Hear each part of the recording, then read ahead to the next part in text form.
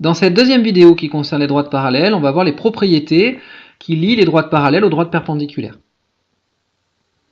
Première propriété, sur les droites perpendiculaires à une même droite.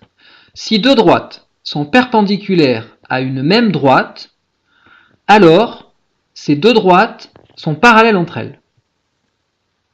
Voici la situation. On a donc la droite D1 qui est perpendiculaire à la droite delta, la droite D2 qui est perpendiculaire à la droite delta, eh bien on peut dire que les droites D1 et D2 sont parallèles. Si on résume dans un tableau de démonstration, donc les données, c'est ce qu'on sait. Qu'est-ce qu'on sait? On sait que D1 est perpendiculaire à delta et que D2 est perpendiculaire à delta. Alors d'après cette propriété, on peut en conclure que la droite D1 est parallèle à la droite D2.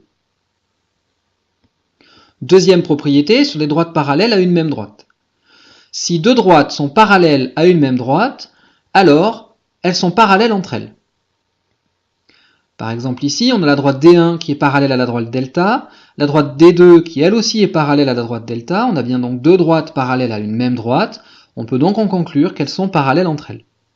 Dans un tableau de démonstration, on a donc dans les données que si D1 est parallèle à delta et D2 est parallèle à delta, alors d'après cette propriété, la droite D1 est parallèle à la droite D2. Enfin, dernière propriété, si on se donne deux droites parallèles coupées par une perpendiculaire.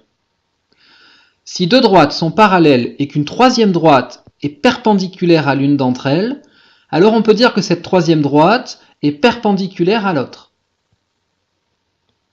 Voici la situation, on a donc D1 et D2, deux droites parallèles, et on prend une droite delta qui est perpendiculaire à la droite D1. Alors on peut en conclure que la droite delta est perpendiculaire à la droite D2.